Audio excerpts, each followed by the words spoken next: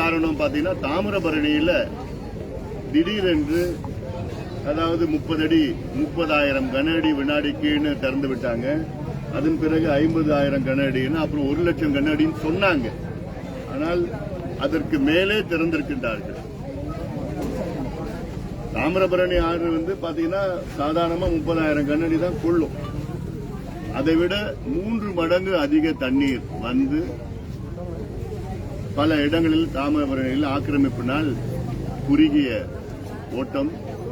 இதனால் நகரத்தில் மிகப்பெரிய பாதிப்பு. நகரத்தில் மட்டுமல்ல, கரையோரம் இருக்கின்ற கிராமங்களில் ஆயிரக்கணக்கான ஏக்கர் வாழை, நெல் எல்லாம் அழிந்து விட்டன. மிகப்பெரிய ஒரு சேதம் இது. தமிழ்நாடு வரலாற்றிலே ஒரு மிகப்பெரிய ஒரு சேதமாக இதை கருத வேண்டும். அதே வேளையில் இந்த வார்த்தைகள் நாம் அடிக்கடி கேட்க இருக்கின்றோம். வரலாறு காணாத வெள்ளம் இந்த வார்த்தை வரும் காலத்தில் அடிக்கடி நம்ம கேட்க போறோம். இதைத்தான் 10-20 ஆண்டு காலமாக நாங்கள் சொல்லி வருகின்றோம்.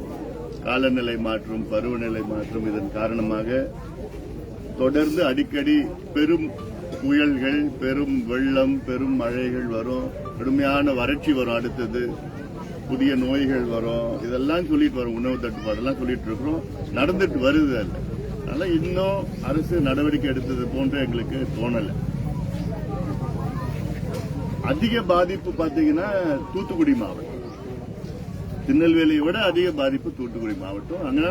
அங்க இதுவரைக்கும் தமிழ்நாட்டில் பாத்தீங்கன்னா தமிழ்நாட்டினுடைய வரலாற்றில், அதாவது கணக்கெடுக்கின்ற வரலாற்றில், மழை கணக்கெடுக்கின்ற வரலாற்றில் அதிகமான மழை ஒரே நாளில் ஒரு இடத்துல பெய்ஞ்சது 2019 அக்டோபர் மாதம் அவிலாஞ்சின்னு ஒரு ஊர்ல, ஊட்டி பக்கத்து அவிலாஞ்சியில 911 மில்லிமீட்டர் மழை பெய்ஞ்சது ஒரு நாள். அடுத்தது பாத்தீங்கன்னா இங்க காயல்பட்டினத்துல இந்த பெரும் மழையில 950 மில்லிமீட்டர் ஒரே நாள்ல மழை பெய்ஞ்சிருக்கு. தமிழ்நாட்டினுடைய ஒரு ஆண்டு சராசரி மழை பாத்தீங்கன்னா 950 மில்லிமீட்டர், 95 சென்டிமீட்டர் ஒரு ஆண்டிற்கு மழை. அந்த காயல்பட்டினத்துல ஓராண்டு மழை அங்க ஒரு நாள்ல பெய்ஞ்சிருக்கு. ஸ்ரீவைகுண்டத்தில் கிட்டத்தட்ட 630 மில்லிமீட்டர் பெய்திருக்கிறது, மழை பெய்திருக்கிறது புதிய அந்த பகுதிகள். அதனால இத்தனைக்கும் இது புயல் காலம் கிடையாது, இது பருவ காலம் தான். வடகிழக்கும் பாத்தீங்கன்னா பொதுவா இந்த பக்கத்துல தண்ணி அவ்வளவா வராது. இங்க தென்மேற்கு தான், வடகிழக்கு அந்த சென்னை அந்த பக்கத்தில் சார்ந்ததான் வரும் மழை. ஆனாலும் இப்போ பருவம் மாறிட்டு வர்றதுனால இது போன்ற சீற்றங்கள் அடிக்கடி வரப்போகுது. இதுதான் பல முறை எச்சரிக்கை நான் சொல்லிட்டு இருக்கிறேன். ஆனாலும் வரதுக்கு முன்பு அரசு நடவடிக்கை எடுக்காது, வந்ததுக்கு பிறகும் அரசு நடவடிக்கை எடுக்கிறது இல்லை. நான் இந்த என்ன பகுதி, ராஜகோபாலபுரம், நெல்லை நகரத்து புறநகரம், நெல்லை புறநகர் பகுதியில் ராஜகோபாலபுரம் பகுதி. இது தண்ணி வந்த உடனே கிட்டத்தட்ட மழை பெஞ்சு இங்க தாமிரபரணி தண்ணி வரல, மழை தண்ணி தான். இங்க தண்ணி கிட்டத்தட்ட ஒரு 8-9 அடி தண்ணிக்கு வந்துடுச்சு. என்னன்னா இங்க தண்ணி வெளியேற்றுவதற்கு வழி இல்லை. ஒரு சின்ன ஒரு 2 அடி வாய்க்கால் தான் இருக்கிறது, அது போதுமானது கிடையாது. இதுதான் மிட்டிகேஷன் சொல்லுறது. ஏன்னா அடிக்கடி இந்த மழை வரப்போகுது. இது போன்ற ஆங்காங்கே ஆய்வுகள் நடத்தி இந்த தண்ணி எப்படி அப்புறப்படுத்தலாம், வெளியேற்றலாம், வாய்க்கால்கள் கட்டி டைவர்ஷனரி கெனால்ஸ் எல்லாம் இருக்குதா இல்ல, இது சுத்தி நெல்லைக்கு ஒரு டைவர்ஷனரி கெனால், தாமிரபரணியில் எவ்வளவு தண்ணி வந்தாலும் அதை டைவர்ட் பண்ணி இதெல்லாம் திட்டமிட வேண்டும். சென்னையில நான் சமீபத்தில் மழை வந்தது, புயல் அடிச்சுனால் மழை வந்தது, அங்க அவ்வளவு பெரிய பாதிப்பு வந்தது. சென்னைக்கு இன்னும் திட்டமிட்டாங்களான்னா இல்ல, இடுவாங்களான்னா தெரியல. அதுக்காக தான் நான் சொன்னேன், நேற்று சென்னை, இன்று நெல்லை, நாளை கேள்விக்குறி. எந்த ஊருக்குன்னா வரலாம், அது நாளைக்கு சேலத்துக்கு வரலாம், கோவைக்கு வரலாம், எந்த ஊருக்குலாம் வரலாம், திருச்சிக்கு வரலாம், எந்த ஊருக்குன்னா வரலாம். அதுல அதனால தயார் நிலையில இருக்கணும். இனி வரும் காலம் இப்படிதான் இருக்க போகுது. உலக ஐநா சபை நிபுணர்கள் இதெல்லாம் சொல்லிட்டு இருக்காங்க, இருக்க போகுது. அதனால அது அரசு செய்ய வேண்டியது ஒண்ணு. அடுத்தது பொதுமக்களும் என்னன்னா இனி இப்படிதான் இருக்கும்னு ஒரு மனநிலையை வந்துடணும் நம்மளும். அதனால அதுக்கேற்ப அடாப்டேஷன் சொல்றது, அதுல நம்ம மனநிலை மாத்திக்கணும். ரைட், இப்படி மழை வருமா, அதுக்கு முன்பு என்ன பண்ணணும், பழத்துக்கு முன்பு என்ன பண்ணணும், தயார் நிலையில ஏதாவது வீட்டுல பொருள்லாம் வச்சுக்கணும். வந்த பிறகு என்ன செய்யணும், இதெல்லாம் வந்து ஏன்னா பாவமா இருக்கு மக்கள். 5 நாளுங்க இதுல முதலீடு செய்யுங்க. வேளாம உங்களுக்கு இலவசம் கொடுத்து இந்த இலவசம் அந்த இலவசம் கொடுத்து மக்களை ஏமாத்தாதீங்க. இதுதான் முக்கியமான தேவைகள். காலநிலை மாற்றம் உலகத்திலே முதன்மை பிரச்சனை இதுதான். இது நான் எவ்வளவு காலமா கத்திக்கிட்டு இருக்கிறேன். நடவடிக்கை எடுங்க, நடவடிக்கை எடுங்க, நடவடிக்கை எடுங்க, முன்னெச்சரிக்கை நடவடிக்கை எடுங்க. இன்னொன்னு, சென்னையில் உள்ள வானொலி நிலையத்தை மூடிடணும். அது தேவையில்லை, வேஸ்ட். இந்த வேலையை ஒரு 5வது படிக்கிற பையன் பண்ணிட்டு போவான். என்ன பண்ணுவாங்க? தமிழ்நாட்டில் பல மாவட்டங்கள் பரவலாக மழை பெய்யும். சில மாவட்டங்களில் கொஞ்சம் கனமான மழை பெய்யும். ஒரு சில மாவட்டங்கள் காற்றுடன் மழை பெய்யும். இது எங்களுக்கு தெரியாதா? அது நீங்க சொல்லிதான் எங்களுக்கு தெரியணுமா? அப்புறம் எதுக்கு நீங்க தொழில்நுட்பம் வச்சிருக்கீங்க? உலகம் முழுவதும் நவீன தொழில்நுட்பத்திற்கு மாறிட்டு வருது. இன்னும் நீங்க சுதந்திரத்துக்கு முன்பு எந்த நிலையோ அதே நிலையில தான் நீங்க இன்னைக்கு இருக்கிறீங்க. நீங்க தானே மக்களை எச்சரிக்கை கொடுக்கணும். இந்த பகுதியில இந்த மாவட்டத்தில் இவ்வளவு சென்டிமீட்டர் மழை பெய்யும் உறுதியா சொல்லணும்ல. நீங்க ஏன் அமெரிக்காவில் இருக்கிறது உங்களால இங்க செய்ய முடியாதா? அமெரிக்காவில் நியூயார்க் நகரம்னு ஒன்னு இருக்கு. அந்த நகரத்துக்கு பாத்தீங்கன்னா நியூயார்க்ல மேன்ஹாட்டன், குவீன்ஸ், ஸ்டேட்டன், பிரான்ஸ், ஸ்டேட்டன் ஐலண்ட் இதெல்லாம் பல பகுதியில் இருக்கு. அங்க இருக்கிற வானிலை மையம் வந்து அங்க என்ன சொல்லுவாங்கன்னா, அடுத்த வாரம் புதன்கிழமை மத்தியானம் 12:30 மணிக்கு மழை பெய்யும். 12:30 1:30 வரைக்கும் 1 மணி நேரம் மழை பெய்யும். எங்க மேன்ஹாட்டன்ல மழை பெய்யும். அதே போன்று அடுத்த வாரம் புதன்கிழமை 12:30 1:30 வரைக்கும் மேன்ஹாட்டன்ல மழை பெய்யும். அதுக்கேற்பதான் அங்க இருக்கிற மக்கள் அவங்க அன்னைக்கு தினத்தை திட்டமிடுவாங்க, பிளான் பண்ணுவாங்க. ஆனா இங்க இவ்வளவு மழை கொட்டுது. சென்னையிலயும் பாத்தீங்கன்னா சொல்லல 440 சென்டிமீட்டர் பெய்ஞ்சிருக்கு சென்னையில, அந்த மிக்ஜாம் புயல்ல. இவங்க அரசு என்ன சொல்லி 20 சென்டிமீட்டர் பெய்யும் சொன்னாங்க. அதான் அதுக்கு 2 மடங்கு பெய்ஞ்சிருக்கு. இங்க அது கூட சொல்ல கூட இல்லை. இங்க ஆரஞ்சு அலர்ட் சொன்னா போதுமா? அது மட்டும் இல்ல, இங்க தாமிரபரணியில மிகப்பெரிய சேதம். தாமிரபரணி ஆற்றுனால அது அந்த வெள்ளம்னால மிகப்பெரிய சேதம். இன்னும் எத்தனை பேர் இறந்திருக்கிறாங்க இன்னும் முழுசா கணக்கு சரியா தெரியல. அரசு ஏதோ ஒரு 25, 30 அப்படின்னு சொல்லிட்டு இருக்காங்க. நிச்சயமா சேதம் அதிகமா தான் இருக்க போகுது. இன்னும் அது சரியான முறையில கணக்கு எடுக்கல. ஏன்னா சில கிராமங்களுக்கு இன்னும் போல. அதனால இதுல நிவாரண பணிகள் வேகப்படுத்தணும். அமைச்சர்கள் இங்க இருக்கிறாங்க, ஏதோ பண்றாங்க. நான் பண்ணலன்னு சொல்லல. நான் இன்னும் வேகப்படுத்துங்க. மக்களை சந்திக்கிறப்போ அவங்க சொல்ற குறைகள்லாம் என்ன தாங்க முடியல. எப்பதான் நீங்க பாடத்தை கத்துக்க போறீங்க? எத்தனை புயலை நீங்க பாத்திருக்கீங்க? எத்தனை வெள்ளத்தை பாத்திருக்கீங்க? பார்த்துட்டு இன்னொன்னு கத்துக்கணும். அடுத்தது இல்ல, அதே நிலையை தான் இருக்குது. அதே நிலை தான் இருக்கு. இன்னொன்னு அடுத்தது, மத்திய அரசு தமிழக அரசு கேட்ட நிவாரணத்தை உடனடியாக வழங்க வேண்டியது. அரசியல் பார்க்க கூடாது. இது மக்கள் சார்ந்த பிரச்சனைகள். பாதிக்கப்பட்ட மக்கள் இந்த நேரத்தில் இந்த அரசியல் அந்த அரசியல் பார்க்காதீங்க. உடனடியாக நிவாரணம் குறைந்தது 2000 கோடி உடனடியாக மத்திய அரசு மாநில அரசுக்கு முதல் தவணையா கொடுக்கணும். ஏன்னா பாதிப்பு சாதாரண பாதிப்பு கிடையாது. நானும் பல வெள்ளங்கள் எல்லாம் நான் பார்த்திருக்கிறேன். நான் இங்க ஏற்பட்டு இருக்கிறது மிகப்பெரிய பாதிப்பு. வீடுகள்லாம் சுத்தமா தரமட்டம் ஆயிடுச்சு, நிலம் அழிஞ்சு போயிடுச்சு, கால்நடைகள்லாம் முடிஞ்சிடுச்சு, வாழ்வாதாரம் இல்ல. இப்போ அவங்களுக்கு என்ன செய்ய போறீங்க? கரை ஓரத்தில் இருக்கிறவங்க படகுகள் எல்லாம் போயிடுச்சு. இன்னொன்னு அங்க புன்னக்காயில் அடுத்தது நான் தூத்துக்குடி போறேன். நான் தாமிரபரணி முகத்துவாரம் அங்க பார்த்தேன்னா பாவமா இருக்குது. அவங்க எல்லாம் பார்த்தா இப்படி பல பகுதிகள் பல தீவுகளா இருக்கு. அதனால தமிழக அரசு உடனடியாக நடவடிக்கை எடுங்க, வேகப்படுத்துங்க, வேலையை வேகப்படுத்துங்க, நிவாரணத்தை அதிகப்படுத்துங்க. போதுமானது கிடையாது, அதிகப்படுத்துங்க. 6000 ரூபாய்னா போதுமான. முதல் தவணையா 10,000 ரூபாய் கொடுங்க, அடுத்தது ஒரு 10,000 ரூபாய் கொடுங்க. வீடுகளுக்கு கூடுதலாக கொடுக்கணும். ஒரு ஹெக்டேருக்கு 17,000 சொல்லியிருக்கிறார். அது ஒரு ஹெக்டேருக்குன்னா ஒரு ஹெக்டேர்னா எவ்வளவு? 2.4 ஏக்கர் ஒரு ஹெக்டேர். அப்பனா ஒரு ஏக்கருக்கு எவ்வளவு கொடுக்குறீங்க? மொத்தமா ஒரு 6,000 ரூபாய், 5,500 ரூபாய், 6,000 ஒரு ஏக்கருக்கு. அது போதுமா? மனசாட்சி வேணும்ல இதுல. அதனால மிகப்பெரிய பாதிப்பு இருக்கு.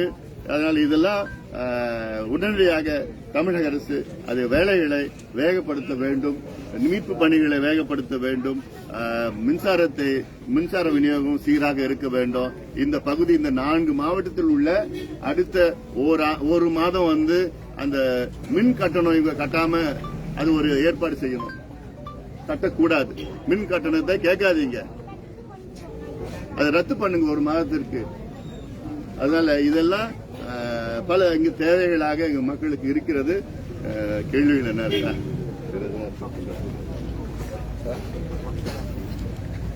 இந்த பகுதிக்கு வந்திருக்கிறீங்க, பாதிப்புகள் எந்த அளவுக்கு உணர்ந்திருக்கிறீங்க? உயிரிழப்புகள் ஏற்கனவே சொல்லிட்டீங்க, நீங்க அரசு வந்து குறைவாக காட்டுறது அப்படின்னு. தூத்துக்குடியில் 32 சொல்லியிருக்காங்க, இங்கே 14 அந்த நிலைமை.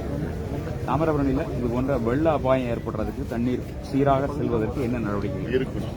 அதாவது இந்த மழை பெய்ந்த அடுத்த நாள் காலையில இருந்து எங்க கட்சியுடைய நிர்வாகிகள் தொலைபேசியில தொடர்பு பண்ணி நீங்க பத்திரமா இருக்கீங்களா, நீங்க என்ன பண்றீங்க, என்ன நடக்குது எல்லாமே எங்ககிட்ட சொன்னது, ஐயா நாங்க நல்லா இருக்கிறோம், நாங்க வெளியில போய் மக்களுக்கு உதவி பண்ணிட்டு இருக்கோம், ரொம்ப மோசமா இருக்கு.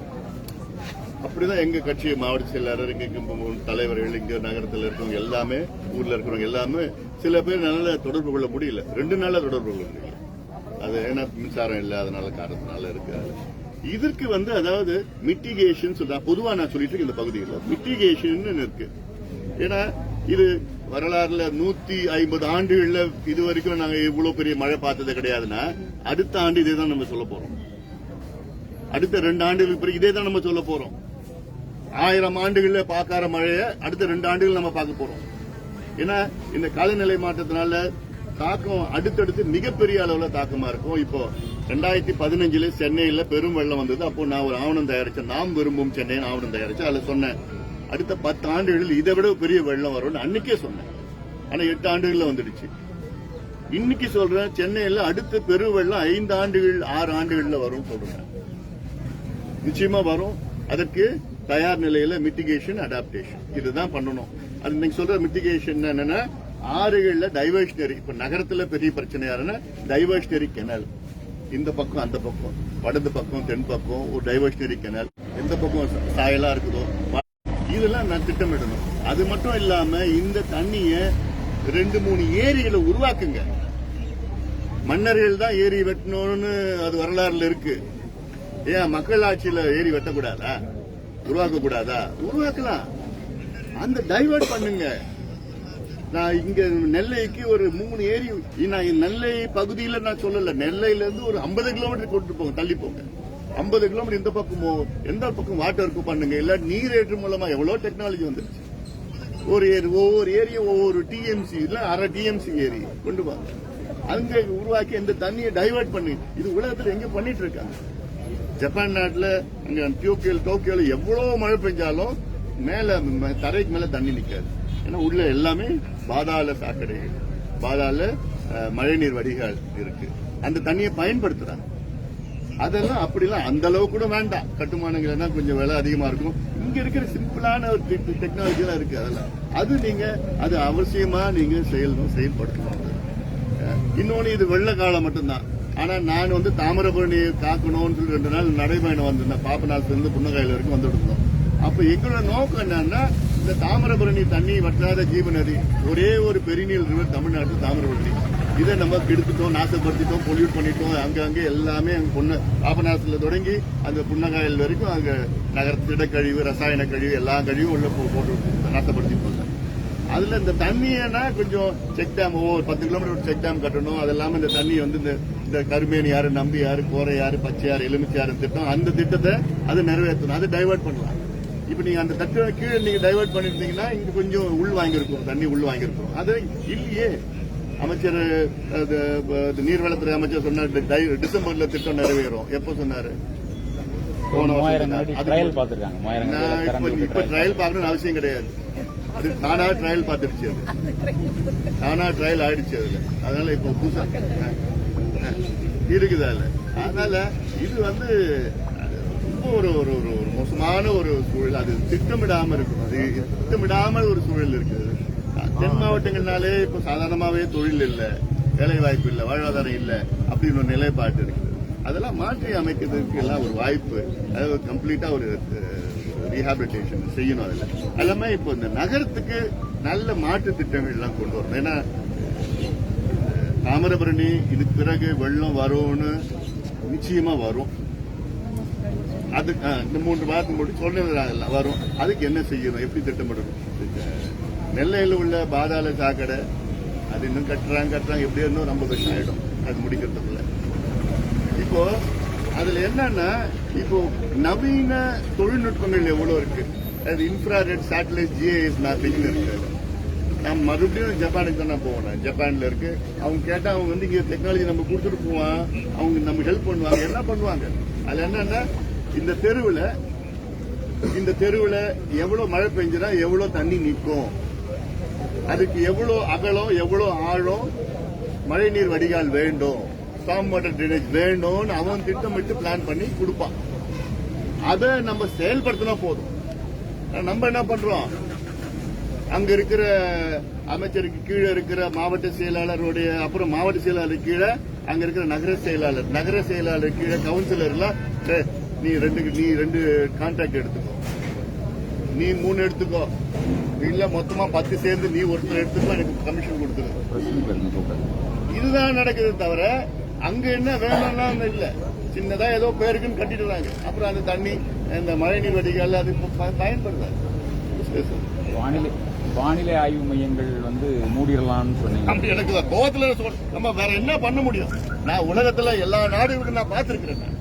எத்தனையோ சொல்லும் போது மிக கனமழை 21 சென்டிமீட்டருக்கு மேல போனா அது மிக கனமழை, அதுக்கு மேல அப்படிங்கிறது சென்டிமீட்டர் அப்படிங்கிறது அதுக்கு மேல மழைன்னு நம்ம சொல்றது இல்லைன்னு சொல்லி அவரோட விளக்கம் எப்படி பாருங்க. என்ன விளக்குங்க இருக்கு? மக்களுக்கிட்ட வந்து ஒரு விழிப்புணர்வு ஏற்படுத்தணும்ல. இன்னொன்னு, சென்னையில பெய்த மழை அரசாங்கத்துக்கே தெரியல. அப்புறம் வானிலை என்ன இருக்கு? எனக்கு கோபம் வருது இல்ல. இது மத்த நாடுகள்ல பண்றாங்க, ஏன் இங்க பண்ண முடியாது? ஏன் நீங்க அந்த காலத்துல இருக்கிறீங்க? தொழில்நுட்பத்தை மாத்துங்க, சேட்டலைட் இன்னும் விடுங்க, பண்ணுங்க. மாநில அரசு ஒரு பக்கம் நிவாரணப் பணிகள் அதிகாரிகளோட ஆலோசனை நடத்தினாலும் மத்திய அரசு அதிகாரிகளோடு கவர்னர் தனியா ஒரு ஆலோசனையில் ஈடுபடுத்தாரு. எப்படி பாருங்க? அதாவது இதுல இந்த நேரத்துல வந்து அரசியல் பண்ணக்கூடாது. ஆளுநரும் வந்து இங்க பாக்கணும், ஆளுநரும் இங்க வந்து பாக்கணும், பார்த்துட்டு இந்த பாதிப்புகளை பாக்கணும். மத்திய அரசு குழு இப்போ 2-3 நாளா இங்க வந்து பார்த்துட்டு தான் இருக்கிறாங்க. அவங்களும் ஒரு மாதிரி கேட்டுதான் போயிருக்கிறாங்க. ஆனாலும் இப்ப மாநில அரசு கேட்ட 2000 கோடி உடனடியாக கொடுக்கணும். இப்ப கொடுக்கலன்னா வேற எப்ப கொடுக்க போறீங்க? வீடுகள் நிறைய நிறைய அவங்களுக்கு என்ன நிவாரணம் அப்படிங்கறது வழங்கணும். நிச்சயமா அவங்க அரசு வீடு கட்டி கொடுக்கணும். இல்ல அவங்க அறிவிக்கிறது வந்து ரொம்ப 20,000 ரூபாய் 25,000 ரூபாய் எல்லாம் அதெல்லாம் ஒண்ணுமே பண்ண முடியாது. ஒட்டுமொத்த வீடு மட்டும் கிடையாது, அதில் உள்ள பொருள் போயிடுச்சு. அவங்க வச்சிருந்த பொருள் எல்லாமே, அவங்க கிரைண்டரோ ஒரு டிவியோ இல்லாட்டி அவங்களுடைய புடவைகள் எல்லாமே போயிடுச்சு. அவங்க திருப்பி வாழ்க்கையை புதுசா தான் தொடங்கணும். அதற்கு ஏற்ற நடவடிக்கைகள் அரசு வந்து செயல்படுத்தணும். அது என்ன பண்ண போறாங்க என்னன்னு அதெல்லாம் பார்க்க வேண்டியதா இருக்கு. ஏன்னா இப்பதான் சென்னை பெருவெள்ளம் முடிச்சுட்டு அடுத்தது பேக் டு பேக்னு இருக்குது.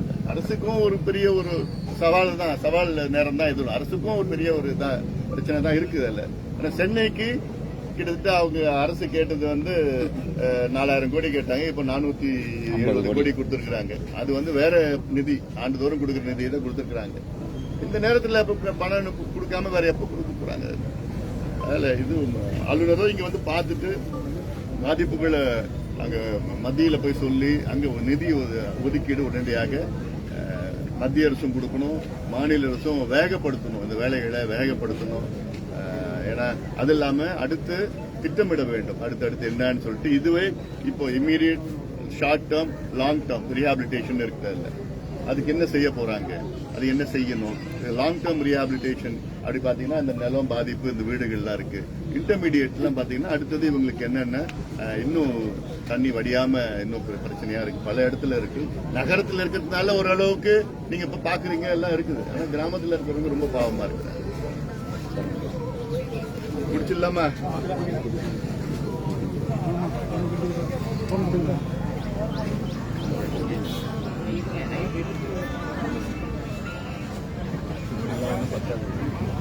அவங்க தொழில்நுட்பம், நவீன தொழில்நுட்பம் பண்ணணும்னா சேட்டலைட் பண்ணணும்.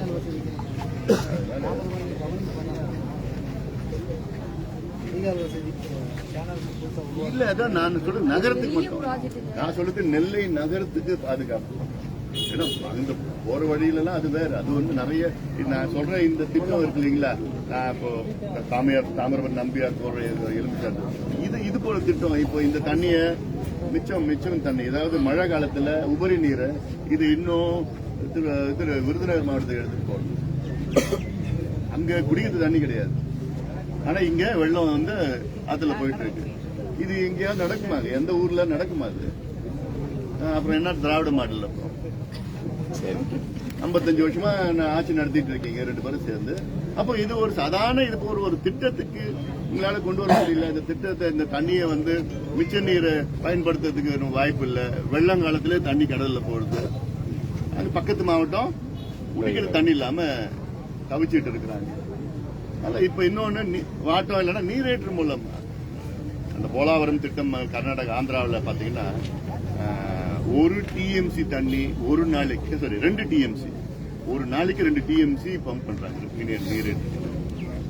நம்ம இங்க கேட்கறதே மொத்தமா விருதுநகர் மாவட்டத்துக்கு 5 TMC இல்ல 5 TMC அதிகம். ஏன்னா இதுல போறதே வந்து 15 TMC தான் போகுது சாதாரண இருக்கு. அட்லீஸ்ட் ஒரு 2 TMC. இந்த 2 TMC திருநெல்வேலி மாவட்டத்தில் அணைகளுடைய மொத்த கெப்பாசிட்டியே 13 TMC. அவ்வளவுதான். இதுல தண்ணி மழை காலத்துல போறது வந்து 15 TMC தான் போறது. அது சில நேரத்துல வந்து 20 TMC போகுது, சராசரி 13 போறது. அதுல வந்து மிச்ச நீர்ல வந்து ஒரு 2 TMC 3 TMC சில காலத்துல 5 TMC தான் போறது. அதுல தண்ணி இந்த பக்கம் டெவலப் பண்ணாங்க. அதனால பாதி தண்ணி வந்து கன்னியாகுமரியில அதுல போறது, அந்த இதுல போறது. கன்னியாகுமரியில போறதுதான் நியாயம். எல்லாமே கடல் பயன்படுத்துறதுக்கு கொஞ்சம் அந்த டேம் கெப்பாசிட்டில கம்மி தான் இல்லங்க. அங்க நிலம் இங்க வந்து கிட்டத்தட்ட 125 கிலோமீட்டர் போகுது. அங்க 30 கிலோமீட்டர் தான் போயிட்டு இருக்காங்க கன்னியாகுமரி. சரிங்க சார், நன்றிங்க. நான் அடுத்தது எதுக்கு போறேன்? தூத்துக்குடி போறேன். சரிங்க சார்.